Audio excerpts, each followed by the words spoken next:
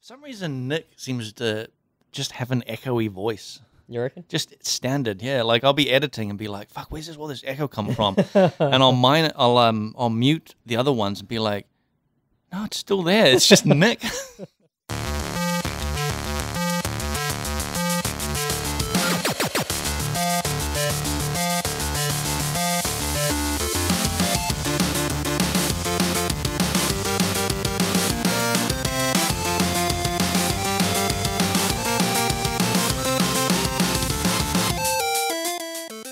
All right, let's fucking roll into this. Yep. Should I? All right. Hey, welcome to episode. This is a special episode. This is a special episode. I don't even think it's numbered. It's not even numbered. It's going to be like dev chat. We're still here with Rhys. Yep. And still there. We're talking. Let's get deep. Let's talk about Rhys. Who I am as a person. Yeah. We just want to get to know. Where did you come from? Who is Rhys? Who is Rhys? Oh man! I hear he's a zombie on the X6 Twilight Strand. Actually. Oh seriously? You freaking got yourself in the game somehow? This is all Eric. This is all Eric. Man, you know when I think when we were looking killed into Rhys or Ziz or someone. Oh man, it was great. It was great. Actually. And wait, are you actually in? You haven't seen? No, but hey, we have photogrammetry. Oh yeah, photogrammetry rocks and cliffs and stuff. Yeah. We can capture you, Rhys. We can actually holy crap! Because early photogrammetry talks were, I want to put myself in Act 4 town. Oh, and after a weekend of playing around with cameras and stuff, I was like, all right, there's way too much work. Fuck this. Felt like a tiny Easter egg. Yeah. I was like, I could be in that garden, man. I could be that dude. You could be that dude digging. Yeah.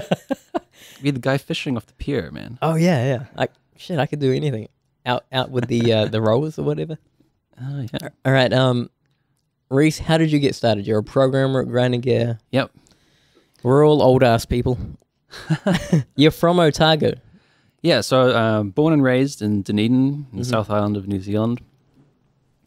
When I was in high school, I was playing games like quite. I was playing Sega Mega Drive, Sonic the Hedgehog 2 and stuff. Yep. Throughout my childhood. Days. Yeah. Battletoads. I didn't get Battletoads, but yep. Man, those Sonic games were the best. Mm-hmm. And then when I was in high school, our family upgraded to a fancy new computer. And I got the old computer. Oh, nice. Cool. An old XT from the mid-'80s or something. Oh. Had all of maybe like 4 megs of disk space. And like, was it all DOS prompts? Oh yeah, DOS. Stuff? Just DOS. Like, you know it was. Stupid question, man. Get out. Like 640 kilobytes of memory or something. And and on there, I had QBasic. The old school. The only thing that ran. Programming. It had some games, actually. Oh, yeah. Yeah? But it had QBasic, which very simple. And I basically just taught myself using the built-in help manual. And I got a couple of books out of the library as well. And so I spent several years just mucking around with that and basically teaching myself BASIC. Man, yeah. I made some games in high school. Everyone has that sort, like when you're a programmer. Yeah. You happen to come across the computer. You've got all this downtime. You could. This was back in the day where when you had a Commodore, you had to program your game in order to play it. Like, yeah, I did a couple of those. Kids don't know what they're missing out on. I used to hear, I think my uncle was doing stuff like that, and he would say, like, he was telling me, like, you'd get these magazines that were like computer magazines, and they're like, oh man, here's this game, Lunar Lander or whatever, and it's just like pages and pages and pages of code that you had to input manually yourself. Type in. And there's no like, if there's an error, you have to go through it like manually to figure out like where you put the wrong slash or something like that. Yeah, I did a couple of those. I'm sure you did. Yeah. Yeah, it was a lot of fun. Yeah. What happened to that computer? It lasted a long time, but eventually it died. Oh, no. By that point, I had moved on, I think. So yeah, in high school, I was making crappy little games. I was doing all the graphics myself, like literally draw a circle here, draw a rectangle here, and then times 1,000 to try and you know, make something that look reasonable. I think I actually ended up implementing my own version of effectively MS Paint. Oh, so like, because it didn't come with anything like that, so I had to make my own. Yeah. And then I could use that to like store bitmap files and use those for graphics eventually. Wow. Holy. I mean, I was never that much of an artist, but you know, I made some like little skeletons that are like 10 pixels high or something, and made them wander around a dungeon or whatever. Yeah, Oh, could dude, you class them as skeletons with 10 pixels? Or just skinny white people. I don't know. Oh shit. Yeah. They're meant to be skeletons. Okay. But yeah, and then after high school, I enrolled at the University of Otago, also in Dunedin, and I did a computer science degree there, and moved on to some more real programming languages like C and C++. And then that's where I met Mark 1, actually. Very cool. Oh wait, that's not true. I met him in high school. Oh wow. But we went to university together as well. Did lots of programming and things. We even did a collaboration project to create a rendering the Mandelbrot set. Which I don't know if you know what that is. Okay, so basically it's a math equation that draws pretty pictures. Oh, cool. Like a fractal, right? Right. But it's computationally very expensive. But it draws really cool pictures. You might even have seen some of these things with like these black circles layered together in different crazy color schemes branching off them and stuff. Maybe, yeah. Yeah. So Mark and I both did a computer science degree, and after 4 years, I think, yeah, not long after I graduated, I was looking on TradeMe or something, looking online for programming jobs. And there was one job in game development. I was like, man, that would be perfect. But like, what are the odds? Turns out, odds were good enough. Nice. You showed up to a garage and were like, this is it. Yeah, like Chris called me on the phone and he seemed keen, and I flew up to Auckland and hung out with them, and yeah, it all worked out pretty well in the end. And now, almost 9 years later... Man, that's crazy. And then, yeah, then Mark joined the company as well, like not too long after I joined. Right. Is that, I mean, that would be your influence, right? You'd be like, hey, I know another awesome programmer. Well, yeah, at the time, one of our other programmers quit, and I was like, hey, we got an opening for a programmer, man. Cool. Come check us out. Yeah. How's the Genghis? How's the Yep. No, sorry. 9 years. When's your when is it officially 9 years? Because I started September, so in a couple of months it'll be my 9-year anniversary. All right. Yep. I'm pretty close behind you. Yeah. Yeah, you joined pretty not long after me, actually. Yeah. Yeah, well, how many years are you sitting on? I'll be 9 years in November. Ah, Yeah, man. you guys are old. We're some old ass. I'm just coming up to 5. and the Dunedin video game scene. Do you go back often? Because Dean Rocket Hall of DayZ fame is down there now. He's got a studio there. I heard that, yeah. I go back to Dunedin every year or so to visit the folks. I haven't really looked at the development scene down there, though. There's always been a couple companies doing some interesting programming stuff, but... I remember way back when I was studying, I think the America's Cup visualization people were down there, and I remember them talking, like they did a talk at Me Design School, I think, for some reason. And I think they were saying things like they actually had, like they could get very accurate data on where the boats were, but they actually had to fudge it because like they didn't want to give, like it didn't want to be a tool for the teams to be using to figure out like strategies for each exploits. other. Yeah. They didn't want to be, they couldn't be too accurate because then it would just get used like You know the the University of Otago's computer graphics department, back in like the 80s, they were the ones who made those old Bluebird commercials with the penguins and everything. Whoa, really? I don't know if you remember those. I remember those. them. Yeah. Those are like, They had sharks in them. that was like, They had a killer whale.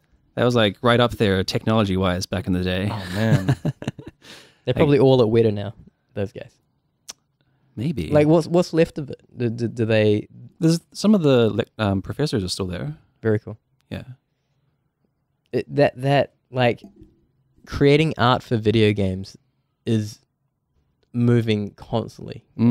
Oh yeah. That to the point where I went to media design school a couple of months ago to mark the student's paper. Oh, cool. It was like a disputed thing where they had to get external people to come in and Really? and rate a paper. Anyway, the other guy that was there, who works at another institution, he grew up teaching. Well, he was teaching 3D in the late 90s, early 2000s, Yeah. right?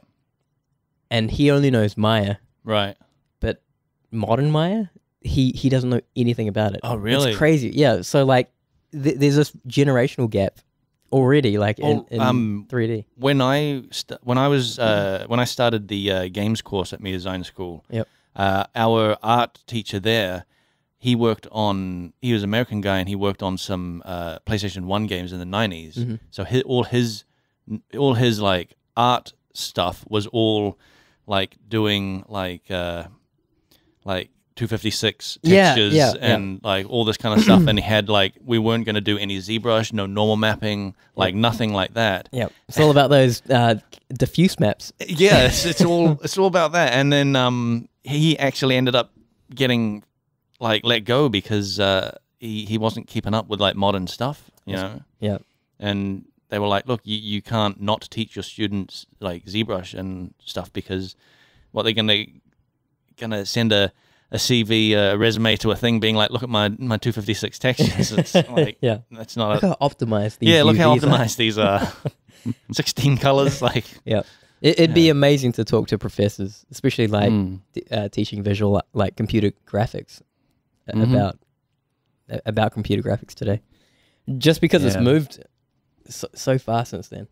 Like 5 years, you're kind of out of date. Like, you know? Dude, like photogrammetry stuff is coming in more and more. It's like, and I don't even know what's next. You know, it's cool. What's your typical day like? Day to day, going into the office. You've been doing it for 9 years now. Yeah. I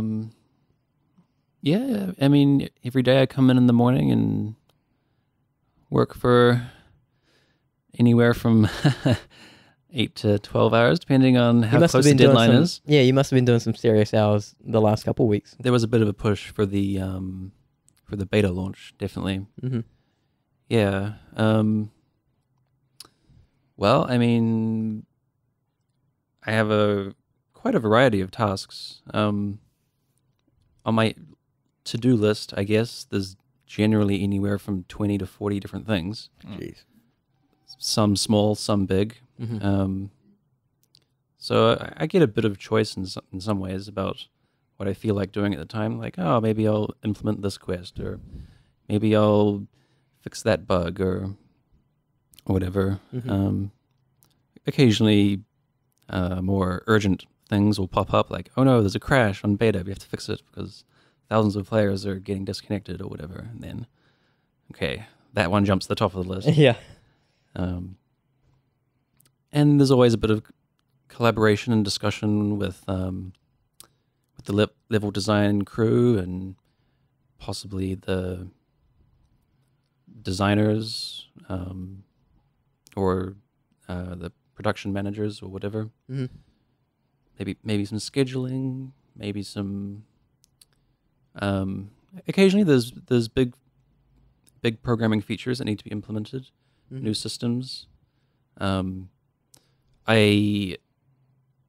guess one of the most recent ones, I suppose, implementing all the tech behind the labyrinth, which is, I guess that's a little while ago now, but there's actually a lot going on behind the scenes that is quite different to how the rest of the game operates. all the labyrinth is not one self-contained thing. It's something like 10 to 15 different instances. They all share information between them, and yeah. Okay. Sorry, As an example. I've got nothing to add on this. Yeah. Blake, Oh, I was just thinking like the labyrinth, like talking about the labyrinth. I remember like that. At the time I felt that was, and maybe you did too, that was really pushing like what the game engine can kind of do, because it was pretty ambitious. Yeah, actually. it was kind of insane. Like even art wise, like the traps, like how we were going to implement them was changing constantly, and I think the standard like spike traps are labeled like trap 4 or something, because we'd gone through like several iterations of them before we actually like nailed it, kind of thing. Yeah, there's even a few extra trap types we never ended up using, because we decided just to cut them because they weren't. We decided we wanted this many, so we'll pick the best 6 or whatever. Yeah. And there's even more changes to Labyrinth coming. I think what they posted publicly about some of them. Yeah. Cool. We shouldn't. Think they did, man. Yeah. Let's just go ahead and talk about them.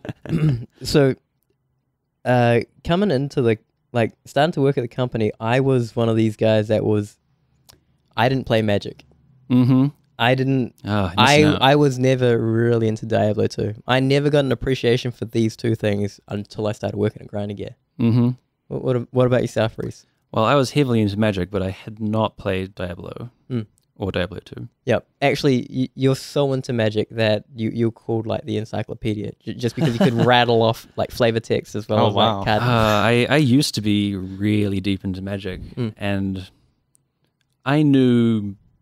I mean, this is maybe 5 or 6 years ago now, but I was very familiar with pretty much every Magic card in existence. Mm-hmm. And so I knew. Then Monster Hunter happened, and then yeah, well, there's some truth to that, I suppose. Is that what happened? Can you pin it down? Yeah. Well, I guess I gradually started playing less and less Magic over time. Mm-hmm. I mean, I used to have a regular crew. We would play every week, making decks and just playing Chaos multiplayer, basically. Mm-hmm. And that was fun for a while, but I mean, it can be very expensive staying up to date with Magic. They release like hundreds of new cards every 3 or 4 months. Mm-hmm. I mean, which is fun to find new tricks and find new combos and make new decks and things. But I mean, after probably 12 to 15 years of playing Magic, I guess you're a little burnt out. I guess I've moved on in some ways. Oh, moved on to Monster Hunter.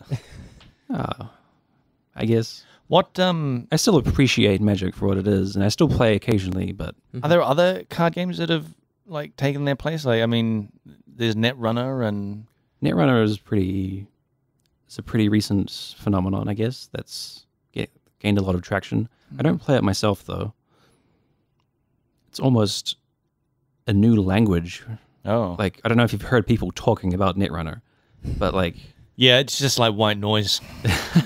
It's this chain of sci-fi terms or cyberpunk terms strung together, and it's like, oh, you can do this, this, and this, and it's intriguing, but I've not fallen down that rabbit hole myself. Right. Were you blown away when you heard Brian was one of the founders of the company? Actually, yes. When I first came up for a job interview, I was hoping to meet him, but sadly, he was living in the US. So he's got some awesome stories. He does. I'd love to have him on. So for listeners, you want to talk about who Brian is? His name's Brian Weissman, and he's just a Magic legend. Like back in the day, he's got back in the like early 90, especially 94, 95, I think he was like at the top tier of professional Magic play, and he pioneered this one deck called the deck because it just dominated everyone else. Wow! And I think he won some pretty big tournaments with that. Mm-hmm. Yeah, he's awesome, and he's just a really cool guy to talk to. Like he can just keep talking, and he's really interesting. I'm sure he'll be back in the country at some point. Yeah, we'll have to ask him to come on. Yeah, for sure, man. I never know when he's coming, though. It's just like I'll just see him in someone's office and be like, "Oh, we have a checklist, and it is we've got to get Chris on sometime. For some reason, we just haven't asked him. And Brian. Yeah. So that'd be really cool. Let's talk about Path of Exile. You've worked about Path of Exile. Man, it has changed so much since I started. Yeah. Yeah, Matt, dude. I remember when I used to be able to see all the art being committed. I could even give feedback on like art coming in, like being committed. And now it's reached a point where I'll update in the morning. I'll have a look like really quickly over the logs, and then I'll be like, all right, the build's green. I'm going to work on my thing now. Yeah. Just because I've got such a backlog of things to do. And there's so much stuff going on. Like, yeah, it's the same for you? You can't even check out all the art anymore. Like, you can only have your own stuff or maybe someone else's, but there's just like terabytes of data now. Oh, yeah. Raw art, you don't even want to try to back up. Yeah. Do you have a favorite class? Let's just... Favorite character class? Yeah. I really enjoyed playing a duelist using Sunder semi-recently. And he has some great quotes. And a cool red shirt. Yeah, red makes you go faster, apparently. Is it true what they say about the duelist? That he was modeled after Eric, or is that just a rumor that I've Eric propagated? He doesn't look anything like Eric. I know, but early on. Well, anyway, maybe that's just something I heard. All right, there's no merit to that at all. That's pretty great. That's canon now. Let me just squash it. The voice actor for the duelist basically is the duelist. Oh yeah, Like red shirt. Like in real life, him as a person is basically the same character. Oh Jesus! Yeah, that's awesome. That's great to hear. Oh, when it came to casting, you were like, "Wait a minute, I don't even need to hear this guy." Walked in with a massive red shirt. This guy. Yeah. You should ask Eric more about it. I only know it like secondhand information, but Okay. I hear that when they were organizing the recording session for the voice actor for the duelist, they're like, "Okay, we're really busy. We can only do it at this time. Can you make it?" And he's like, "Well, I'm supposed to be working, but fuck it, let's do it." Yes. Awesome. He was more keen. Yeah, he was real keen. Yep. What's your favorite game? Well, actually, we've covered this. Monster Hunter Freedom Unite for PSP. Dude, okay. All right. This is the thing I heard from a workmate, Peric. Yeah. You're so into Monster Hunter that you are making a Pokedex for Monster Hunter. Oh my god! Talk about it, man. This is quite news a to you Pokedex or something. Yeah, but I do in my spare time. I make a little tool. Yeah, while help Rhys people. isn't playing Monster Hunter. Yeah, exactly. So, Monster Hunter has lots and lots of armor. Like, you think Path of Exile has lots of armor pieces that have to get rigged to character classes and stuff? Rhys, yes, I do believe that because I've had to. Yeah, I know. I'm fully aware. But Monster Hunter, I think the most recent one had like 900 Holy shit! different Are you saying armor pieces. Okay. Some of them shared 3D art, I think, but this is the order of magnitude we're talking about here. That's 900 different helmets, different boots, gloves, Holy shit! body armor pieces. Okay. Like, there's a lot. Mm-hmm. And how much of that would an average player see in a playthrough? Well, if you play through just the solo campaign, maybe half. Okay. And then if you go more into the multiplayer in-game and stuff, you can probably easily see like 80% plus.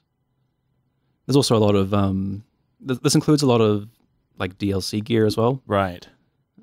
They do a lot of like sponsored content and stuff. Oh, yeah. Like, so it's all free, but they're like special tough quests you can download, and then if you complete the quest, you get Mountain Dew armor. Special crafting tickets and stuff.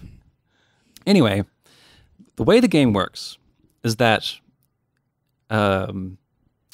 every piece of armor gives you points towards passive skills. Okay. And only when you reach certain point thresholds do you get the skill. So you need 10 points of, say, the attack skill to get a small attack boost. If you get 15 points or 20 points, you get more. And there's other skills that you just need 10 points and you get increased sharpness on your weapon or something. Or minus 10 points reduces your attack, for example. So armor can give you plus or minus to these skill points. You also have slots in the armor to put like gems that give you more skill points or take away skill points. So it's quite complicated. And you can mix and match different armors to get the skill points you want, to get the skills you want. Right? Why would you want to take away skill points? Or is that just a you balancing don't thing? Generally want to. It's just some armors do give you negative points. Right. But that's like, is that like a balancing thing? Like they'll give some skill points, but then minus in some other... Generally, most armor will give you like 2 or 3 positive ones and maybe 1 negative. Okay, yeah. Just as a drawback kind of thing. So, as you can imagine, with like 900 different pieces of armor, all giving different amounts of skill points and stuff, figuring out the right armor combinations to give you the right skills is no small task. That's where you come in with your... That's where I come in. Rhys, now, isn't there a wiki or something? Come on. This turned into an infomercial. So, of course, if you don't want to go deep into this, you can just go, okay, I'm going to wear this particular set of armor. Like, I'm going to hunt the Rathalos, the Red Dragon, like 10 times or whatever. It'll give me enough pieces to build the full Rathalos armor set. As a full set, it gives you like 3 good skills and maybe 1 bad skill, and you can get rid of the bad skill with some gems and maybe squeeze in another extra good skill with using the gem slots or whatever. But once you get to things like the end game, where you've got most of these armors unlocked, there is a massive possibility space for getting some really, really nice skill combinations that you just don't get from pure armor sets. So finding those mixed sets is pretty tough to do by hand. I mean, you kind of can sit down with a pencil and paper or maybe a spreadsheet and figure out some of these things. Or I made this tool called Athena's Armor Set Search, which is a little Windows utility that has all the data you need, and you just select the skills you want and click search. And it will do all the hard work for you, basically. And depending on how greedy you are with the skills you want, you might find anywhere from 8 to 80,000 different combinations that will get you there. And how much do we expect to pay for this app? It's absolutely free. What? I'm just doing this out of the good of my heart, I guess. That's awesome, dude. Do you have a website and stuff that people can find it? Basically, well, I used to, but I used to have it host it on a forum, but unfortunately sadly, the Minigard forums closed down a while ago, so which used to be the home of this. But so now I literally just have a Facebook page because it's easy. Oh, dude, we can link to that on our Facebook page. Athena's Armor Set Search. It's on Facebook. It has a cute picture of a little baby monster getting fed because it's cute. Be like, you need to grow up and become my armor set. Yes. It's only for Windows. Maybe one day there'll be like a Mac version or a portable phone version or something. But for now, it's just a Windows utility. That's where the money is in the phone app. I think you get one of those. And one thing to bear in mind is that these computations are quite expensive.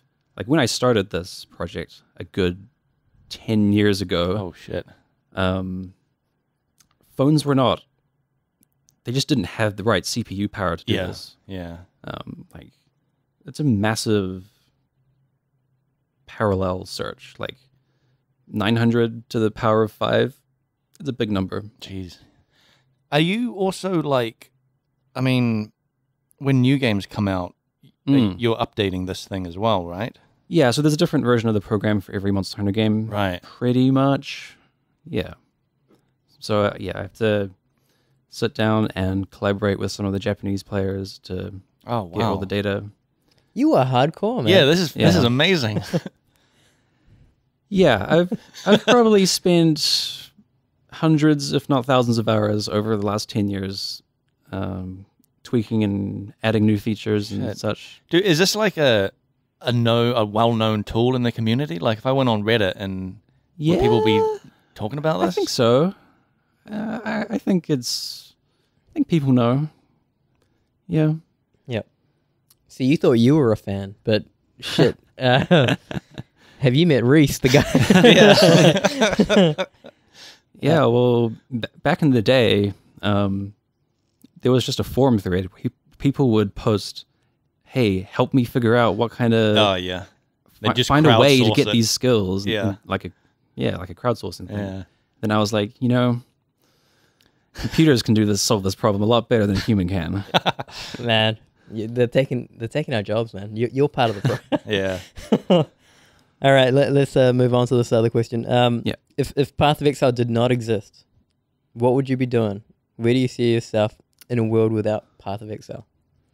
Well, as I think I said, when I was first looking at programming jobs in New Zealand, there was one game development job. Oh, but that I could find. Yeah, but She Interactive was the thing. Oh, I know there were other development studios around, but not many, and they weren't actively hiring at the time. Right.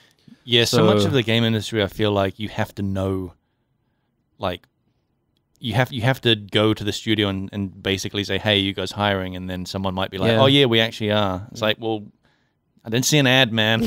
Why didn't you? Yeah. I mean, I might have managed to find work there, but I reckon if it weren't for Grinding Gear Games, I would have ended up in a much less interesting job at a bank or something. Ooh. Just doing some kind of like database analysis or something. Yeah. What does that entail? Do you know what those guys do? Is it really exciting and you just making basically bank? It's basically statistics. Okay. You could automate all that gathering shit, right? information. Oh yeah, well, of course. Mm-hmm. But I mean, there's all sorts of things. But maintaining databases to, just processing vast quantities of data to try and find trends and various things. Mm-hmm. It's okay, but I think game development really is my passion. So yep. You must have known this pretty early. oh yeah. I mean, this job was literally a dream come true for me. So That's awesome. yeah. That's great, and you got it like straight out of university. Yeah. Have you worked any other like jobs? I've not worked any other full-time jobs. I mean, during university, I had various part-time work. Yeah. Including teaching. Oh, cool. Or like tutoring, programming and such. And I actually really enjoyed that. I mean, I could easily see myself maybe one day retiring to a less stressful life, teaching programming or something. At Otago University? Well, maybe. Yeah, maybe. Yeah, that'd be cool. You'd be one of these professors, Yeah, man. Back in my day, we only had... Got to stay up with the changing technology of programming as well, of course. Yep. What book or film or game had the strongest impact on you in terms of inspiration? and is a big part of who you are today. Can you nail it? Can you pull it right back to some form of entertainment? What made Rhys? What made Rhys? Me, gosh. I guess some of the. Let me list some of the influential media, I guess, I had growing up. So I don't know if you've seen this movie called Spaceballs. Oh man, but I've seen that like a dozen times at least. I've seen the ripoff good. like Star Wars of it though. Oh yeah. The serious take on it. It's Yeah. nowhere near as good. That's probably one of my favorite movies of all time. Dude, it's such a classic. It's fantastic. Yeah, man. Sonic the Hedgehog 2 was a massive. Man, I just played that game so much in my childhood. How do you feel about Sonic now? Are you still a fan? Are you bummed out that he's just not? I don't know. He's like a shadow of his former self. I reckon 3D has not really treated him worked well for Sonic. Yeah. I mean, maybe it's possible, but all the good Sonic games, all the ones I've enjoyed have been 2D ones. There were actually some pretty decent ones on Game Boy Advance.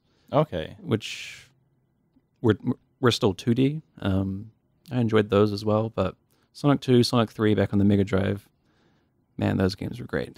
I wonder why there hasn't been a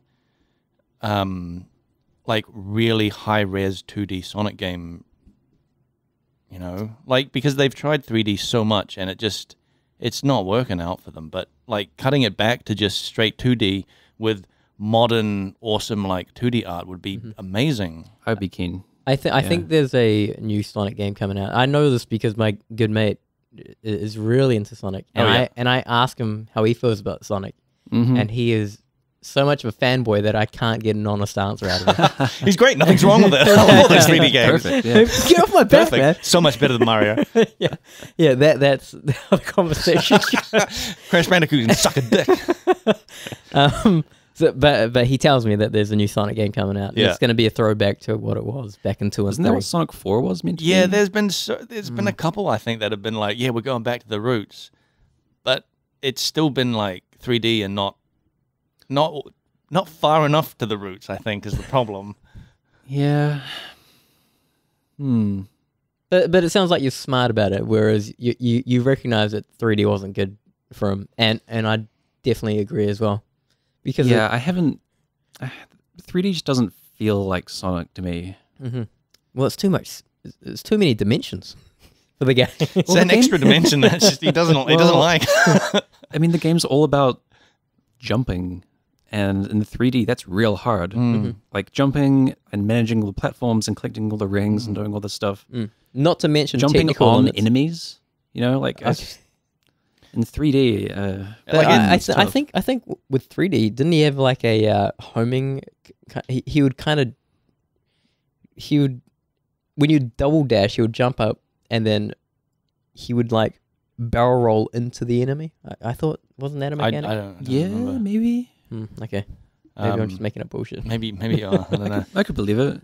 I did see, I think maybe it was in the last Sonic game, I did see they had levels that were reminded me of the special levels of the old Sonic games. Oh, yeah. They were like the half pipe that you were like running around on. Yep. Yeah, they had something that looked very much like that, where you're sort of all 3D and you're like jumping over things and yeah, that looked cool. Yeah. But I don't know if Yes. that was just one small thing of the game or the whole game. Yeah, Sonic 1 through 3 all had these weird special zones to get the Chaos Emeralds. Where the gameplay was actually very different. Yeah. Like in Sonic 1, it was this weird rotating level where the walls would disappear as you touched them. Then Sonic 2 had the half pipe. Yeah, that's one I remember. And then Sonic 3 had like a 3D, like walking around the surface of a sphere kind of thing. Oh, weird. Level, yeah. They were very different from the rest of the gameplay of the game. I kind of liked that though, like because it did make I mean, they're I called think special that's- stages and made them very special, being so different. Yeah, well, I think that might have been part of why they tried moving into 3D. Yeah, But maybe. I don't know if they work for the core gameplay or I not. didn't. Yeah. Yeah. What else do you have in terms of media that influenced you? Oh, How were you with Lord of the Rings? Lord of the Rings. Yeah, man. Lord of the Rings is great. It is great. Like, I remember when I was real small, my dad would read The Hobbit to me and my brothers. Wow. Yeah. And I don't know if I think he read Lord of the Rings to my brothers, but I just read it myself in the end. Yeah. Yeah, that was really cool. I remember in primary school, that's elementary school for the Americans, we had a teacher that read us The Hobbit, and she did the voices and stuff, and she did a voice that was exactly like Andy Serkis's Gollum, like 20 years before. Shit. Nice. Yeah, those movies were fucking great. Mm. I guess the first Matrix movie, maybe? Yeah. That was pretty darn good back in the day. It's Kinda- still good, I think. Oh, yeah. Yeah, like what has become from those two sequels, I think, like in some people's minds, overshadows how good the first one actually was. Yeah, man, the first one was great. Yeah. And it really kind of opened my eyes to what was possible with the whole like bullet time thing. Like that was like mind blowing back then. Yeah, because Oh, dude, the story was freaking good too. Like, Also, that they nailed it on so many fronts. and also I don't know if you guys remember, but they gave nothing of that story away in trailers or anything. Like, Oh yeah, the whole marketing campaign. What is the Matrix? yeah. And I went to see it knowing nothing, like with the question in my head, well, what is the Matrix? And then Mind blown. blown away, just like, holy shit. Yep. And also, like, could that type of thing exist now with, like, you know, spoiler culture and leaks and, like, people on the internet and stuff? Because that was, like, late 90s where internet was around, but, I mean, there was no Reddit that was just, like, you know, leaking stuff all over the place. Mm-hmm. I think we should probably wrap up here, unless you have something. Yeah, actually, I've got a question. Yeah. Hot or cold leftover pizza? How do you feel? Hot pizza, man. Hot? Yep. What, do you have a... Microwave. Oh, what? That's how I roll. do you at least do what Jonathan mentioned on the last podcast, where you put the microwave on low and leave it for like 10 minutes or something? Not usually, no. No. Oh, You're just 1 minute on high, bro. holy crap. It's fine. Man, that's something. You're like opposites. Yeah, I think we are. We're the exact opposite, because I'm stone cold. Like, Cold pizza. I'm like, man. I'll have cold pizza. I have a very strong thing against reheating almost anything. Like, Really? I won't, like, this is cold coffee I'm drinking here. I'm not reheating it. What? Like, yeah. You're insane. I think you're insane. Like, all right, and then we got one other question. All right. You might have heard Nick go on and on about this. Space or dinosaurs? Does Nick go on and on? I think he does. Space, no question. Yeah. Why space? Because out in space, there probably are dinosaurs. Not in space. Well, you know, on other planets. Is this So that's not space. is this the thing? Okay, is like I seriously think that this question is so unrefined that just do you want it to be dinosaurs or alien Or planet infinity? or alien planet? I thought you mean space like space travel, like Yeah, like Star Trek. That's or what it's something, supposed to like- be. Yeah. It's actually the way I like it to be phrased is that it's your interpretation of the two, Okay. where you're just given space or dinosaurs and whatever you interpret from those. I feel like the interesting part of the dinosaurs side of the argument is more the time travel aspect. Oh, I'm assuming my interpretation is like going back in time to see dinosaurs. sure, or man, something, that could be it too. But as opposed to like Jurassic Park or something. Like yeah. See, resurrecting I thought it dinosaurs. was a Jurassic Park situation, but it doesn't really matter. Like, okay, Jurassic Park's fine, but I think there's so much more no potential in space the nothingness, exploration. the cold space, just cold space, where no Other microwaves. planets, other stars, asteroids, whatever. Yeah, yeah, all right. What about dinosaurs or time travel? Oh no, space or time travel. Well, I think time travel is a dangerous rabbit hole to go down. You could time travel in space forward. Yeah, I mean, there's certainly weird stuff with time that happens as you start getting relativistic effects. But time travel, it really depends on how the universe works and how the time travel works. Oh, so you don't want There are different theories of time travel, you see. Well, what about the Back to the Future time travel? Where you start like fading away if you undo your own existence and stuff. Sure. Well, that sounds real fun. If I just have don't go a near DeLorean your... that will take me just casually like a tourist back in time, that sounds fun, sure. Mm. It's Yeah. also pretty dangerous. It's only a DeLorean though. Only a DeLorean. Yeah. Dude, fucking DeLoreans are cool, man. If you're gonna travel back in time, you may as well do it in style, bro. Yeah. Yeah, in this old ass DeLorean. Yeah. Right, is that it? Yep, Should we I wrap think up? that's it. Let's All wrap it up. Yeah, thanks for coming on, man. It was Well, great thanks for having you. me. It's been fun. All right, see you guys. All right, man. We're on social media. Nick will be back on the next episode. Yeah. Awesome. See you later, guys.